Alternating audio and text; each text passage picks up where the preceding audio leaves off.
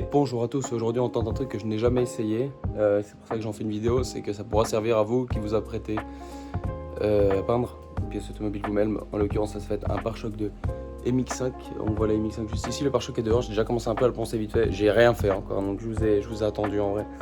Donc voilà, on est sur une MX5 noire, donc si ça intéresse quelqu'un, le code CPX Black pour les NBFL noirs, voilà, comme ça, ça vous empêchera de chercher. Donc ce qu'on va faire c'est poncer à différents grains. J'ai regardé sur internet ce qui était préconisé un peu pour les pare-chocs, surtout pour le plastique. Voilà, ensuite du coup ce sera demain, mais tout de suite pour vous. On appliquera la peinture, dès qu'ils annoncent du vent. Je pense que je vais mettre dans le garage là, comme vous voyez, je vais sortir les deux voitures évidemment, tout bâcher et faire dans le garage avec les deux portes ouvertes, comme ça va un peu aérer. Et on verra le résultat. J'espère que le résultat, si vous avancez, vous tapez là jusqu'à la fin de la vidéo, sera à la hauteur de mes attentes, sinon je devrais le reponcer et l'emmener à un carrossier, ce qui fait que j'aurais perdu des sous pour rien. Donc j'espère pouvoir économiser ces frais de carrosserie. Bref, c'est parti. Je précise que j'ai pas de ponceuse électrique, donc force à moi.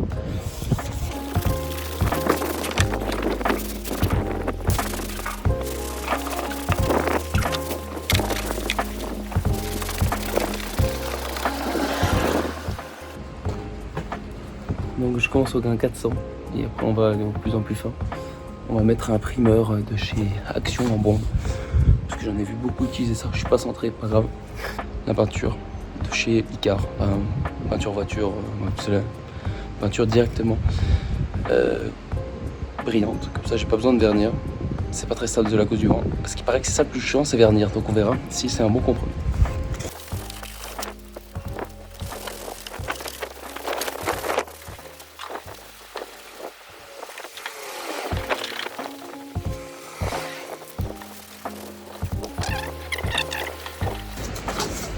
D'ailleurs, sachez que ma galère de pare-choc date du moment où j'ai craché la MX5, je sais pas si vous vous rappelez, mais ça date du coup de août 2024. Là, on est en octobre 2025, parce que je suis parti faire mes études en Corse, j'y suis encore là. Justement, je l'ai trouvé en ramenant la voiture à Toulon, le pare-choc un peu plus haut. Donc, je l'ai emmené. Voilà, donc là, j'ai une semaine de vacances. Une semaine pour faire ce pare-choc. Bon, je compte le faire sur 2 jours. Hein. De toute façon, il me reste pas une semaine, ça fait déjà quelques jours que je suis là.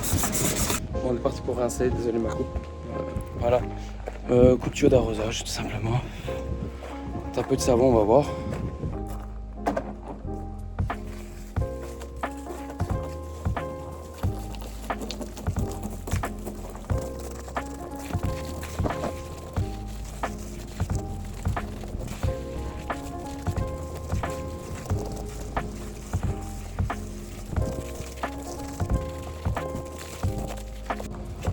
Bon, on va le laisser sécher. Bon, il y a encore de la peinture évidemment. Mais bon, on voit que le vernis a bien été retiré. On va laisser sécher. Et après, on apprêtera. Voilà, c'est ça que je vais remplacer. Je pense que vous voyez le pare-choc qui est explosé. Bon, en premier lieu, on va y aller avec tout simplement avec de l'eau et du savon. Je vais le détacher de là. Vous voyez pas. Détacher de là, c'était juste un test. On va le peindre ici. Je dis d'ailleurs qu'on va le peindre en noir, je sais pas si je l'ai dit, donc le brillant Black PX, je crois que je l'ai dit. Donc on va le sortir vite fait, on va faire ça, et après on le dégraissera, on laisse sécher, et on met en après. Et après l'après, on le poncera au grain 800 600, 800, je sais plus, 800 je crois, je vais vérifier. Et après on soufflette et tout, et après, peinture.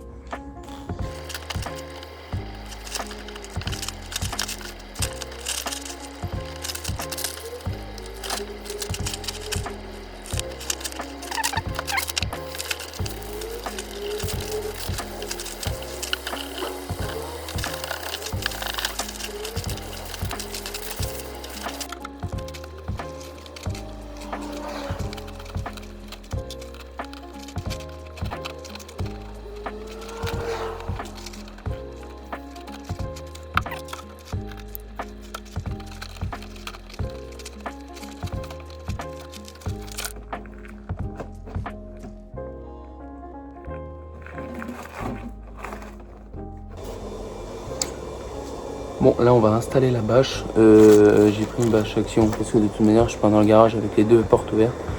et j'ai pas une grosse pièce à peindre.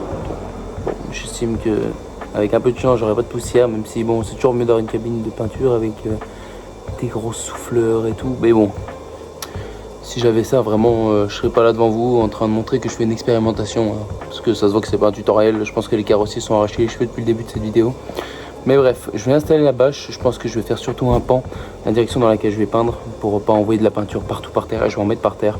Mais ce sera déjà pas mal parce que j'aurais dû en acheter plus de bâches. J'ai pas été très prévoyant. Mais bon, bref, je vais me débrouiller.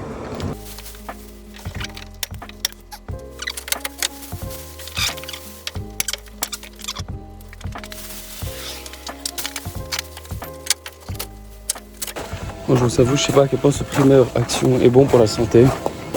Mais je pense qu'on n'est pas sur une huile essentielle au jasmin. Donc j'ai pris un peu mes précautions. J'ai l'air d'une capote géante, c'est exceptionnel. Et on agite 2 minutes.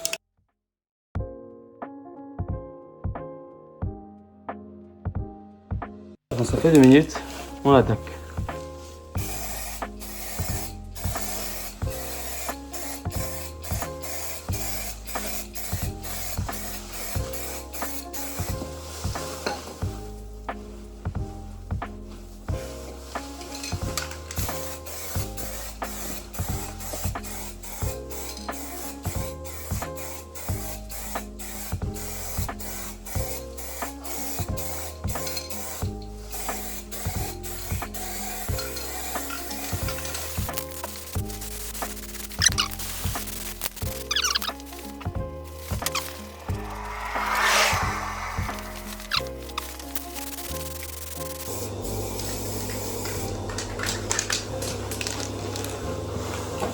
Bon, c'est pas trop mal. Les trous, les 2 marques qu'on voit, hein, c'est les trous qu'il y avait pour la plaque. Donc en fait, mais sinon c'est plutôt pas mal.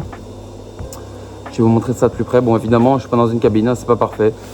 Je sais pas si vous l'avez vu, mais la bâche a touché l'angle là. D'ailleurs, elle recommence, donc il faut que je trouve moyen de faire ça parce que dans l'après, je peux poncer et tout, ça va. Pendant la peinture, j'ai pas 30 essais. Donc, voilà ce que ça dit. Donc c'est plutôt pas mal. Hein. Je vais pas toucher, évidemment, il faut laisser sécher 1 heure avant de toucher, c'est ce qui est écrit. Voilà. Et de toute façon, ça brille, hein, donc ça parle d'elle-même. Si on voyait des défauts, là par exemple, vous voyez les impuretés qui sont les foutre, là on voit. Là, c'est quand la bâche a touché. Alors je pense un peu. Mais dans l'ensemble, je suis plutôt content de moi. Surtout qu'il n'y a pas, franchement, pas de coulure, étonnant. Voilà. Donc ça se fait plutôt bien, surtout dans les endroits compliqués. Là, franchement, ça va. Je suis bien content de moi. Et je suis bien content de ce que ça donne. On va laisser sécher un peu. Donc là du coup l'après a séché. Donc on va le poncer un coup au grain 800. J'ai déjà commencé pour essayer. Donc c'est vraiment propre. Hein. C'est vraiment lisse. Je suis plutôt vraiment content de moi pour une première. C'est vraiment pas mal.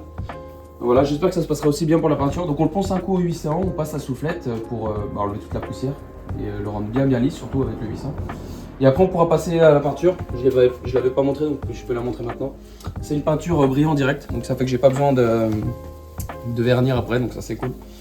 Donc directement le durcisseur va dans la peinture avec le diluant.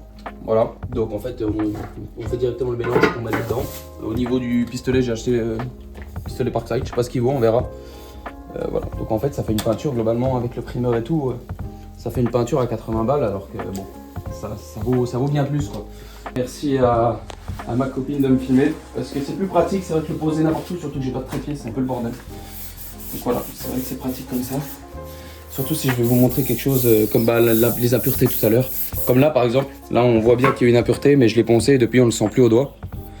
Donc ça fait que là la peinture elle aura pas de souci pour... J'essaie de faire le mieux que je peux. Hein. Si j'avais voulu un rendu parfait, j'aurais payé un terre aussi. Mais on va faire le mieux qu'on peut, ça veut pas dire qu'on est là pour faire un travail dégueulasse hein, quand même. Mais là quand on passe la main, enfin je sais pas si tu te rends bien compte mais c'est vraiment lisse quoi. Ouais. C'est pas... Oui, par contre, t'as de la poussière sur les doigts, je pense.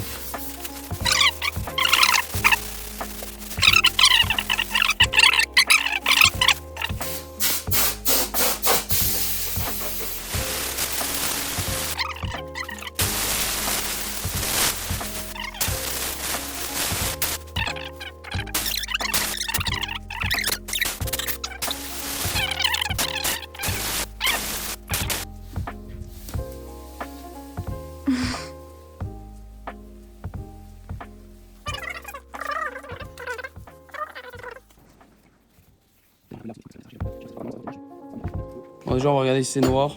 C'est impeccable. C'est un peu en dessous du 1. L'air combien on a là? On est un peu en dessous du 5. Là. Si vous avez bien suivi, c'est pas bon. Encore un peu. Là, on est pas mal. Voilà. Donc, on a mis déjà de la peinture partout. Mais ça verse tout doucement en fait. Ah, ok. Hop là, voilà, on est pas mal. Je vais me. Hein? Je sais pas ce que c'est. Il y a aussi 10% du mélange, donc ça veut dire qu'on est à presque 0,15. Bon, on va monter jusqu'à 0,15.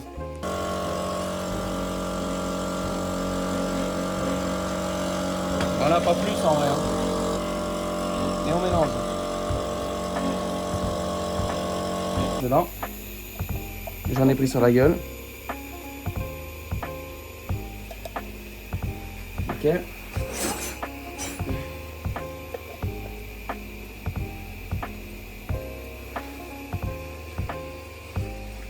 Et là, souhaitez-moi bonne chance. Bon, allez, j'y vais. Ok, ouais, ça marche. Ça marche, j'ai rien dit. On va faire une fine couche là. On va faire le bord.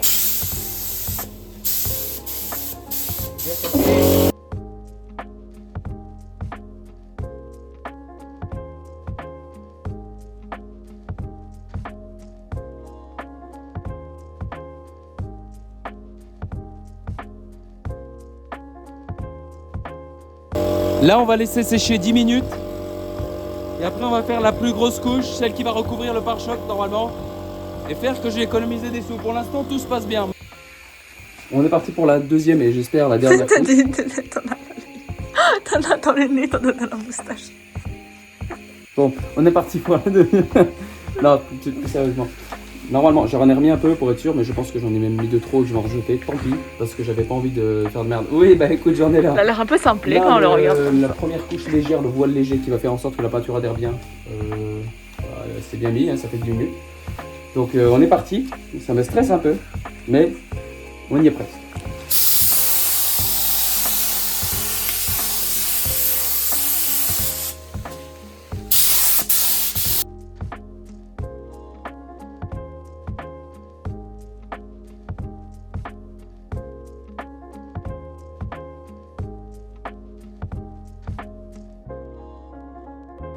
On est une vingtaine de minutes après la dernière couche. Voilà ce que ça rend. On voit ça brille bien. Il y a un peu de peau d'orange, je sais pas si vous arriverez à la voir. Là on voit. C'est quand même pas mal. Donc, pas mal, franchement je suis content. On est le lendemain de la peinture, j'ouvre actuellement le garage, hein. Je vous montre. Je ne l'ai pas encore vu, je vais le découvrir avec vous le lendemain. J'espère que cet effet un peu peau d'orange a quand même pas mal disparu, j'ai l'impression que oui. On va regarder ça, j'allume la lumière. Il est chouette. Franchement, je suis content de moi. Franchement, je pouvais guère faire mieux. Je suis très satisfait. Vraiment, l'effet brillant de la peinture est sympa. Je pense qu'avec... Non, vraiment, c'est chouette. C'est chouette. Je vais vous montrer ça mieux. Voilà ce que ça dit. On voit un peu la peau d'orange. L'endroit où il y en a le plus, vous voyez, c'est ici. Il y aura la plaque. Donc, c'est pas dramatique. Les autres endroits, il y en a quand même beaucoup moins. Je pense que vous voyez, ça brille bien. Voilà. Voilà ce que ça dit. Une peinture faite maison. Même dans les catadiopes, finalement, ça avait bien tenu, alors que c'était plus dur de poncer, même s'il y aura les catadiopes, hein, du coup. Oui, il y a un peu de peau d'orange. Je pense que certains, les carrossiers ou même ceux qui savent dans la vidéo pourront me dire pourquoi ça en a fait. Même s'il y en a beaucoup moins que quand j'ai peint hier. Donc, je suis quand même soulagé parce que ça fait quand même beaucoup plus propre. Voilà. On va mettre le logo.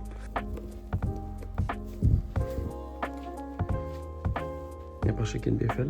Nickel, c'est la même teinte, par contre ça c'est super. Voilà. Impeccable. Bon, je vous mettrai une petite vidéo du montage sur la voiture après. Bon, après c'est pas forcément hyper nécessaire, mais je le ferai parce que je pense que je vais le monter demain. Parce que je repars pour les études demain.